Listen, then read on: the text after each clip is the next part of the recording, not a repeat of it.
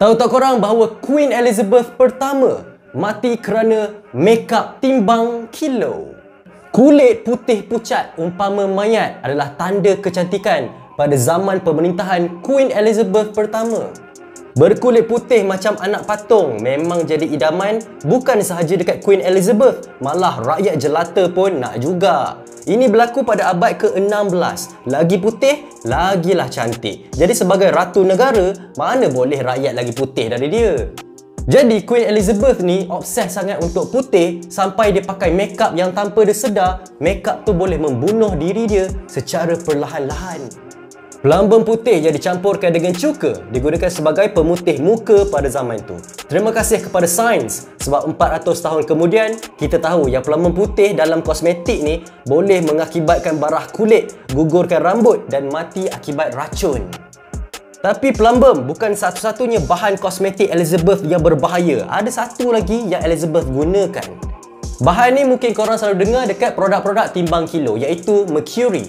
Untuk memerahkan bibir, dia gunakan lipstick yang mengandungi bahan mercury. Mercury juga digunakan sebagai makeup remover. Sebagai seorang pemimpin berkuasa serta berpengaruh, Ratu Elizabeth pertama seboleh-bolehnya nak cuba kekal cantik dan putih dari orang lain pada zaman tu. Semasa menghadapi ancaman perebutan tahta dari Ratu Mary, Queen Elizabeth tetap sanggup habiskan hartanya untuk barang makeup untuk menjadikan dirinya sentiasa cantik dan putih. Queen Elizabeth pakai makeup beracun ni sampai dia tua bangka dan makin lama makin tebal dia letak makeup dia. Pakai makeup yang mengandungi bahan plumbum dan mercury ni akan menyebabkan penyakit-penyakit termasuklah hilang ingatan, alergik, penyakit kulit, kemurungan dan tekanan. Perkara ni dilaporkan memang berlaku dekat Queen Elizabeth masa dia dekat-dekat dah nak mati. Zaman tu mana tahu lagi bahan apa yang elok atau bahan mana yang tak. Jadi Queen Elizabeth pun langgar je lah pakai produk makeup yang terbaik pada zaman tu. Walaupun dia selalu pakai makeup, dia ada juga tanggalkan makeup dengan pakai makeup remover yang ada mercury juga. Zaman dulu percaya mercury boleh membuang kulit mati dan kusam, padahal boleh menjahanamkan. Masa remaja, Queen Elizabeth ni tak bergantung sangat dengan makeup, tapi lepas dia dapat chickenpox masa umur dia 20-an, dia takut sangat dan bimbang rakyat akan mengata diri dia.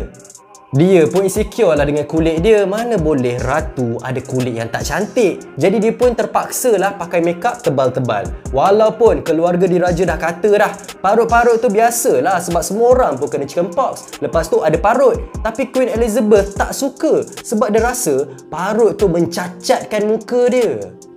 Semakin bertambah usia, semakin teruk kulit Queen Elizabeth ni. Ditambah lagi dengan kedut-kedut lagi sebab dah tua kan. Lagilah dia pakai makeup tebal-tebal. Sebagai salah seorang pemerintah sejarah England pada zaman tu, Elizabeth tahu yang dia sentiasa menjadi perhatian rakyat. Setiap gerak-geri dia sentiasa dilihat rakyat. Pada tahun 1586, ketika berusia 50-an, Elizabeth berpesan mengenai harapannya kepada pegawai-pegawai dan pemimpin lain dalam parlimen. Dia pesan macam ni, jika anda menjadi seorang pemimpin, identiti dan penampilan sangat penting.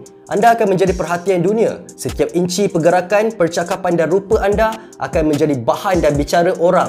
Jadi sangat penting bagi kita untuk jaga penampilan supaya sentiasa kemas dan sempurna di mata rakyat. Itulah apa yang dipesan. Sebab tu juga pada zaman tu, England keluarkan undang-undang yang melarang sesiapa untuk lukis wajah sebenar Queen Elizabeth. Kalau nak lukis, kena lukis yang cantik-cantik je. Pelukis kena lukis Queen Elizabeth dengan nampak muda dan tidak berkedut walaupun dah tua krepot masa umur dia 60-an.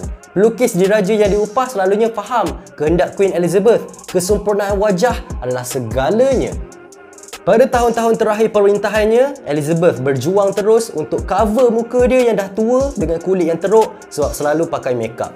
Pada tahun 1599, Earl of Essex, iaitu pegawai istana, secara tidak sengaja ternampak Queen Elizabeth tanpa solekan dan tanpa rambut palsu dengan berbaju tidur. Pegawai tadi betul-betul terkejut kerana melihat ratu tu botak tanpa rambut dengan wajah berkedut. Tanpa solekan, Elizabeth betul-betul nampak buruk. Pada bulan-bulan terakhir sebelum Queen Elizabeth meninggal, dia memang tak nak jumpa doktor sebab dia percaya doktor akan suruh dia berehat. Jadi dia tak naklah berehat sebab berehat ni bagi dia akan membuatkan dia muka nampak lagi tua. Bukan tu je, Queen Elizabeth pun dia tak nak baring dan tidur sebab dia percaya kalau dia baring lepas tu tidur, dia tak akan bangun dah. Jadi Queen Elizabeth berdiri bertahan selama 15 jam untuk terus menerus tanpa baring dan tidur. Dayang-dayang istana sentiasa ada untuk jaga dia dari pengsan. Pada 24 Mac 1603, Queen Elizabeth pertama meninggal dunia pada usia 69 tahun selepas memerintah selama 45 tahun. Pada hari ini ramai yang percaya dia mati akibat keracunan darah. Tapi pada masa tu, bedah siasat tidak dibenarkan.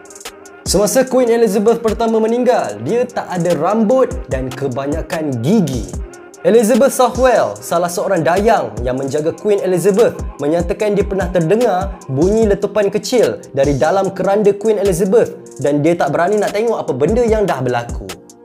Ianya mungkin disebabkan tindak balas wap gas dalam perut mayat ditambah dengan bahan beracun yang dia pernah pakai dulu. Tapi ramai tak percaya cerita dayang tu dan anggap dayang tu cuma mereka cerita je.